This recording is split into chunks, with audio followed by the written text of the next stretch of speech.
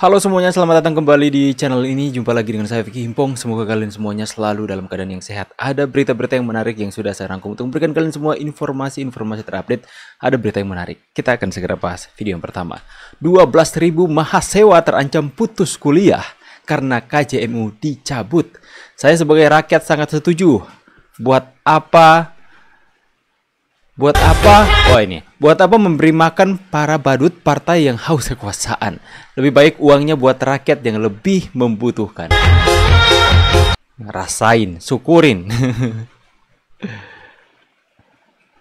Ya, seperti ini. Nah, jika itu benar, itu rakyat pasti akan senang ya. Kalau kuliah saja masih dibiayai sama negara, ngapain kalian?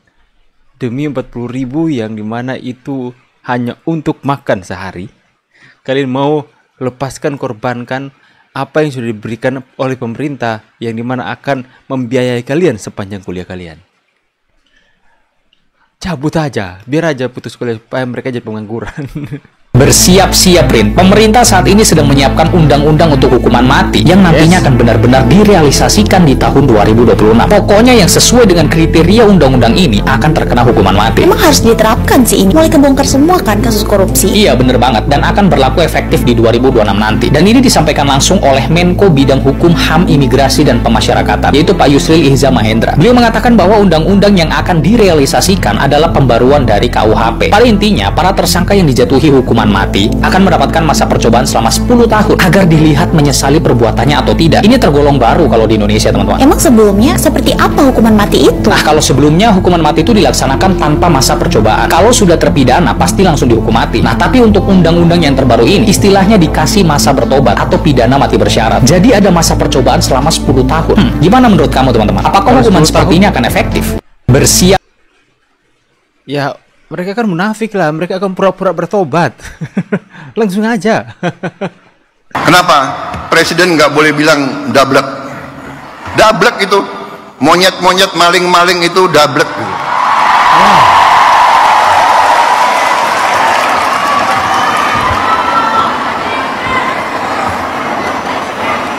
Nggak sadar-sadar ya.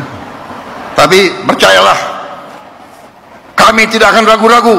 Membela kepentingan rakyat Indonesia, kami tidak ragu-ragu.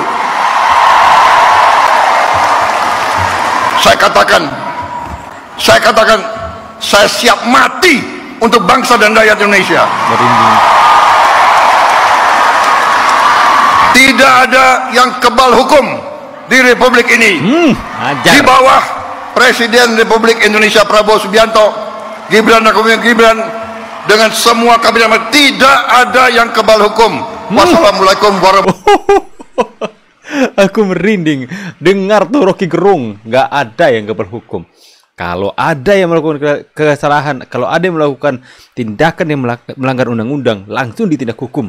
Tidak ada, Hasto sudah dikandangin. Tinggal ketuanya mungkin. Wow, tidak ada yang kebal hukum. Hai netizen, salam sehat, salam bahagia, salam waras ya. Ada begitu banyak narasi negatif, ribuan ya, yang terus membesar-besarkan masalah turunnya saham, kemiskinan dan sebagainya, yang sifatnya tidak memberikan satu rasa keyakinan, bahkan yang menimbulkan rasa khawatir.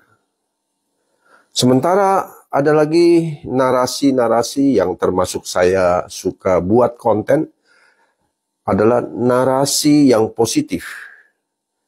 Dan saya surprise, ada seorang bernama Jan Maringka. Dia membuat satu organisasi masyarakat yang bernama Presidium Persatuan Nasional Indonesia, yang baru saja diresmikan. Bahkan saya melihat tokoh-tokoh nasional ada di dalamnya. Kita lihat sebentar.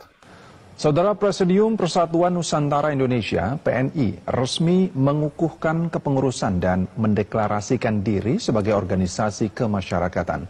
Pendirian ini sebagai Ormas ya, komitmen teman-teman. untuk memperkuat persatuan dan kesatuan bangsa guna mendukung pemerintahan Presiden Prabowo. Terus kalau kelompok Faisal Asegaf, Refli Harun itu organisasi apa itu ya? Pengacau kah?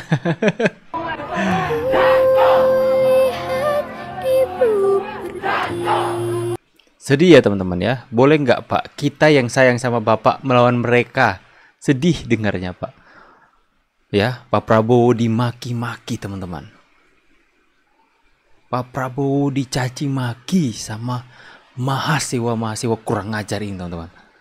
Saya pikir pantas dan sangat-sangat pantas jika beasiswa mereka semua dicabut.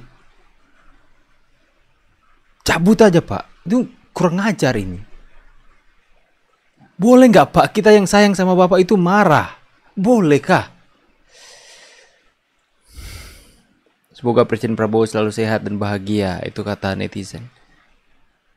Usut dalang dibalik demo dan menghina seorang presiden. Saya yakin semua yang terjadi ada yang mengendalikan demo bela koruptor. Ya, masyarakat udah pada tahu teman-teman ya. Mereka demo karena dibayar koruptor mahasiswa ini. ICW tidak setuju pelaku korupsi Pertamina dihukum mati.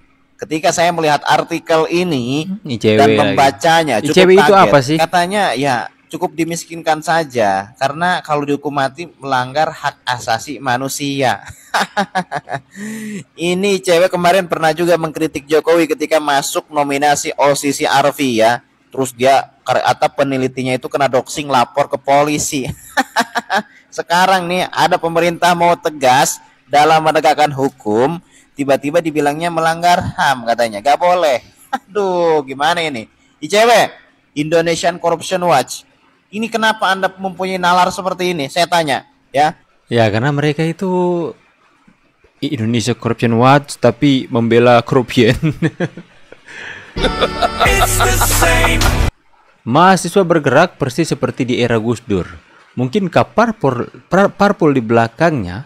Kalau benar cuma ada satu parpol yang bisa menggerakkan mahasiswa sebanyak itu. Siapakah dia?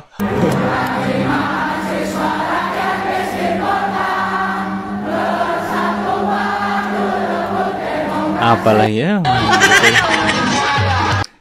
Fokus mobil teman-teman ya.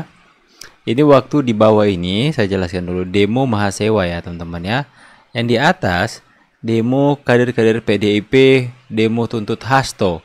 Mobil saat Hasto diperiksa di KPK sebelum ditahan, mobil saat mahasiswa demo. Kalian lihat ya mobilnya ya. Fokus. Yang di atas sama. Nah, ini suara rakyat demo mobilnya sama.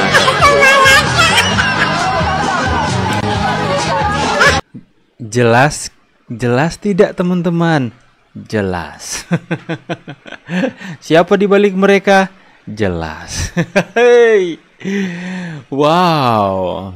Siapa yang mendanai mereka? Jelas. Ya. Mobilnya kok bisa sama gitu? Apa dipinjami atau gimana ya? Agak tahu juga ya teman-teman, tapi memang perusuh bangsa.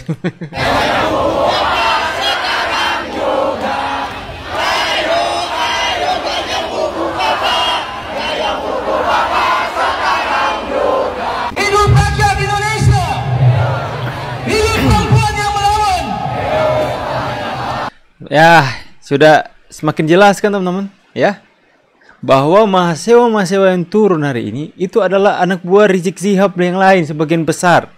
Makanya mereka menyanyikan apa yang dinyanyikan oleh Rizik teman-teman.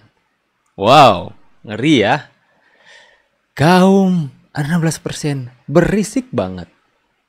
Itu adalah anak-anak yang orang tuanya itu sakit hati karena mereka FPI, HTI yang dibubarkan oleh Pak Jokowi. Yang kemudian sakit hati, makanya anak-anak mereka yang melanjutkan perjuangan balas dendam mereka kepada Pak Jokowi dan kepada pemerintah hari ini. Masih pakai subsidi, masih pakai infrastruktur dari negara, so-soan kalian. Aduh, ganyang apa kata ganyang. Ada bahkan yang mengatakan ganyang Prabowo. Oh, nanti kalian ditangkap ganyang nangis diam pucat kalian. Mahasiswa makin meresahkan. Tapi kita harus terus menyuarakan bahwa mahasiswa itu nggak bersama rakyat. Kita harus terus menyuarakan bahwa rakyat bersama dengan Pak Prabowo. seperti apa yang Pak Prabowo katakan tadi, saya rela mati demi bangsa ini. Di dalam era kepemimpinan Prabowo Subianto tidak ada satupun yang kebal hukum. Itu kita dukung itu teman-teman. Mana mereka ya? Mana tuntut hal yang gak jelas, mahasiswa karbitan. Saya pamit dulu, see you on the next video and God bless.